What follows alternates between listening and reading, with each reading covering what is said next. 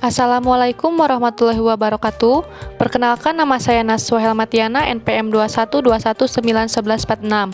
Di sini saya sebagai moderator dari kelompok 5, dan di sini kelompok 5 akan menjelaskan materi tentang filsafat pendidikan, pragmatisme, dan filsafat pendidikan nasional atau Pancasila. Di sini anggota kelompoknya yang pertama ada Vindilana Salika dengan NPM 212191145. Ada Nashwa Arcelia Yudi 212191147. Ada Muhammad Rafli Firdaus dengan NPM 212191148. Ada Resi Bella Safitri dengan NPM 212191149. Terus ada Lulu Lutfiah Ramadanti dengan NPM 212191144. Dan di sini ada saya sendiri, Naswa Matiana 212191146. Pemateri pertama ada Pindi, pemateri kedua ada Resi, pemateri ketiga ada Nashwa, pemateri keempat ada Lulu, dan pemateri yang terakhir ada Rafli. Untuk pemateri 1 saya persilahkan. Perkenalkan, nama saya Pindilana Salika, NPM 212191145. Saya akan memaparkan tentang pengertian filsafat pendidikan, pragmatisme, dan filsafat pendidikan nasional atau Pancasila.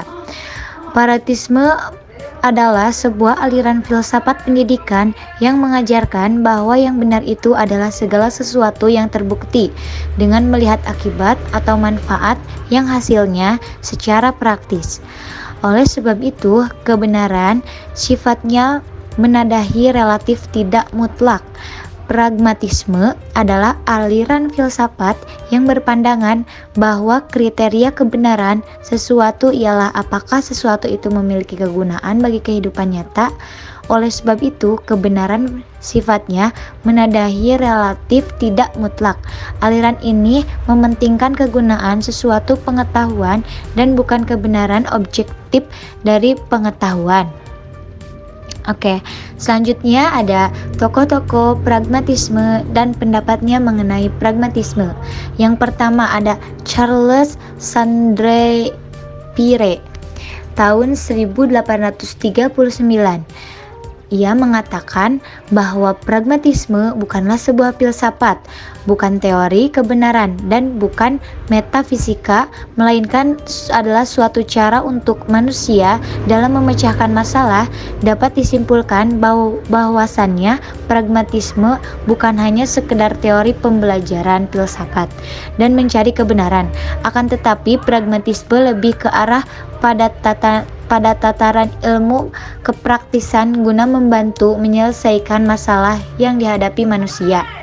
Yang kedua ada dari Johann Dewey, berpendapat bahwasannya bersifat guna memperbaiki kehidupan manusia dan lingkungannya atau mengatur kehidupan manusia. Ia juga menyatakan bahwa filsafat memberikan pengarahan dan filsafat tidak diperkenankan ke bawah arus dalam ide-ide metafisis yang tidak praktis. Yang ketiga ada dari William James, yaitu ia mengatakan bahwa pragmatisme adalah realitas yang sudah kita ketahui guna untuk mengukur suatu kebenaran konsep seseorang yang harus mempertimbangkan konsekuensi yang akan diterapkan pada konsep tersebut. Jadi, saya dapat menyimpulkan bahwa pragmatisme adalah sebuah filsafat yang di dalamnya harus menyertai kebenaran, fakta, dan juga yang ada di dalam materi tersebut. Assalamualaikum warahmatullahi wabarakatuh. Perkenalkan, nama saya Resi Bella Safitri dari kelas D dengan NPM 212191149. Di sini saya akan menjelaskan tentang pragmatisme dalam pendidikan. Proses pendidikan dalam pragmatisme bertujuan memberikan pengalaman empiris kepada anak didik sehingga terbentuk suatu pribadi yang belajar. Berbuat, learning by doing. Proses demikian berlangsung sepanjang hayat. Dalam pandangan filsafat pragmatisme, anak didik memiliki akal dan kecerdasan. Artinya, anak didik secara naluriah dan amalia memiliki kecenderungan untuk terus berkreatif dan dinamis dalam perkembangan zaman.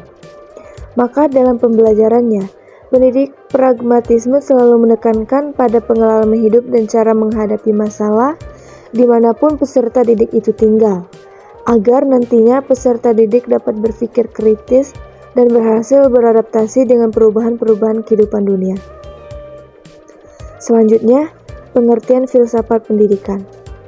Filsafat pendidikan adalah pemikiran yang mendalam tentang pendidikan berdasarkan filsafat.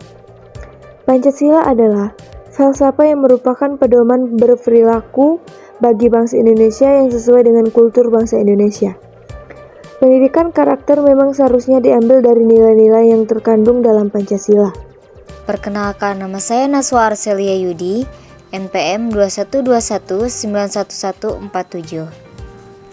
Saya di sini akan menjelaskan Pancasila sebagai filsafat pendidikan. Pancasila adalah dasar negara bangsa Indonesia yang memiliki fungsi dalam hidup dan kehidupan bangsa dan negara Indonesia, tidak saja sebagai dasar negara Republik Indonesia, tetapi juga alat untuk mempersatukan bangsa, kepribadian bangsa, pandangan hidup bangsa, sumber dari segala sumber hukum positif, dan sumber ilmu pengetahuan di Indonesia. Perkenalkan, nama saya Lulu Lutfia Ramadanti dengan NPM 2121911144. Pancasila sebagai filsafat bangsa dan negara Indonesia didasarkan atas prinsip konstitusionalisme. Sebuah konsensus yang menjamin tegaknya konstitusionalisme negara modern pada proses reformasi untuk mewujudkan demokrasi. Pada umumnya bersandar pada 3 elemen kesepakatan, yaitu 1. Kesepakatan tentang tujuan dan cita-cita bersama. 2. Kesepakatan tentang the rule of law. 3.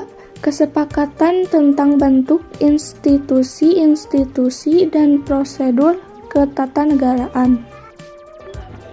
Perkenalkan, nama saya Muhammad Raffi Firdaus, NPM 2121911148. Peran penting filsafat pendidikan menjamin perkembangan dan kelangsungan kehidupan suatu bangsa.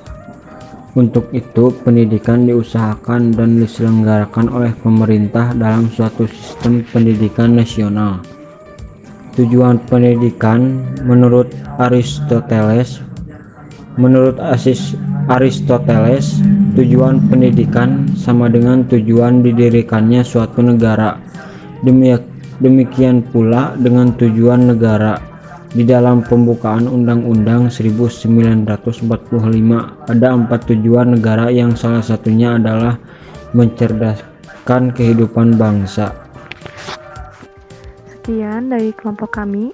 Mohon maaf bila ada kata-kata atau tutur kata yang tidak dapat dipahami. Saya, Naswa Matiana, izin menutup presentasi ini. Wassalamualaikum warahmatullahi wabarakatuh.